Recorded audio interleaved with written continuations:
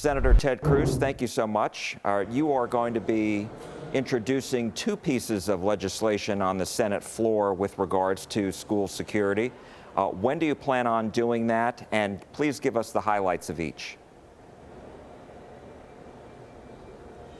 Well, the legislation I'm introducing is called the Securing Our Schools Act of 2022, and it focuses on making kids more safe.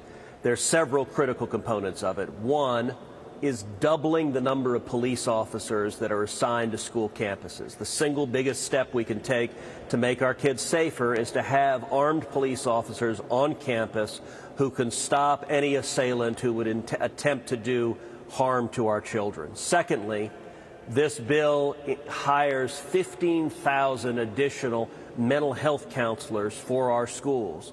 We've seen over and over again, it's been horrific, troubled young men with serious mental illnesses who carry out these horrific attacks. Putting mental health counselors in our schools, enhancing the investment into that, will enable us to be in a better position to spot someone who might commit a crime before they do so and get that student help so that they don't carry out a horrific crime. On top of that, this bill also has funding for grants to specific schools to enhance school safety, to enhance the security on the campus itself.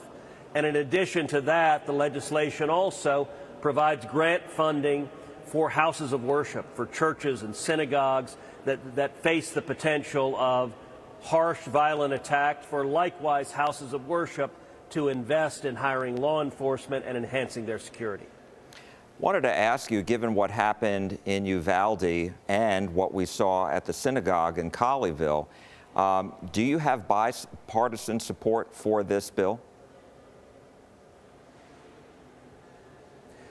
Well, with regard to the synagogue in Colleyville, much of the idea for the funding specifically directed at houses of worship came after that horrific Colleyville attack. And we saw it was a blatantly anti-Semitic attack targeting Jews in North Texas. And praise God, thanks to the heroism of law enforcement, the 4 hostages escaped without being harmed. But that really, it underscored that synagogue, a very small synagogue, had undergone safety training, and that training and preparation helped the rabbi, helped the congregants at the synagogue be able to deal with the violent terrorists and to escape with their lives. And working with that community and with others in the faith community across the spectrum of the faith community, I've introduced legislation that would enhance the funding available to houses of worship, because sadly, we have seen that there are murderers who target people of faith. They target Jews and Christians and Muslims and people of faith, and we need to help protect houses of worship from those crimes of violence. Whether or not that will be bipartisan is an open question. I've had worthwhile negotiations with several Democrats. At this point, a Democrat has not come on board and supported the legislation. On the broader schools legislation, I got to say it is really discouraging. In the immediate wake of Uvalde, I pushed this legislation at the time, and the Democrats lined up party line and voted against real funding to enhance security in our schools. And today's Democrats, their priority seems to be scoring political wins, moving against law-abiding firearms owners, rather than actually taking real steps to enhance school safety. This week, my intention is to go to the Senate floor and to try to pass this legislation unanimously. I have been informed that a Senate Democrat intends to come and object to the bill, and I look forward to that debate, because to date, not a single Democrat has given any argument against this bill by any measure. This bill, doubling the number of police officers on campus and schools, increasing the number of mental health counselors by 15,000, would do much, much more to enhance school safety than any of the gun control proposals that come from the left. But at least as of right now, the Democrats have told my office they intend to object to this bill. And did they give you a specific reason? They did not. We will be debating it hopefully this week, and so we will see what the Democrats say on the Senate floor. But to date, They have not come up with a substantive opposition. I don't know if they'll come back with some sort of broader gun control bill. What is odd, Jack, is the Democrats in the Senate today, they have a political objective, which is to take away firearms from you and from me, from law-abiding citizens. It doesn't work. It doesn't actually reduce violent crime. My objective is to reduce violent crime, is to keep our kids safe, is to stop these kind of horrific attacks. Listen, I have been on the ground. I've been there firsthand and seen the horror in Uvalde. I was there in Santa Fe. I was there in Sutherland Springs and in El Paso and in Midland, Odessa. I was there in Dallas when we saw 5 Dallas police officers horrifically murdered. We have seen far too much of this violent crime, and rather than pass the kind of political gestures that Senate Democrats seem to want to do, my focus is on legislation that would actually stop these crimes, and this legislation would do more to keep children safe in Texas and across the country than any legislation that is before the Senate today. And I understand that your bill is paid for. How are you paying for this? Well, that's exactly right. The bill is entirely paid for because there are over $100 billion that the Democrats have appropriated in unspent COVID funds for schools. And so they're funds that are just unspent, that are sitting there. The total cost of doubling the number of police officers in schools across America and putting 15,000 new mental health counselors in schools is right about $30 billion.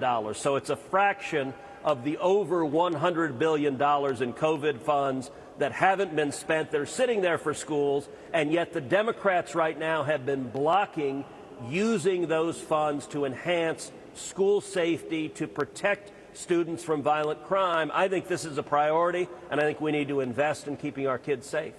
And my last question to you is one of the issues that has come up here in the state of Texas, because the Texas legislature has tried to add mental health programs in schools, is finding the people to take these jobs. And so I'm wondering, would your bill address that? Mm-hmm.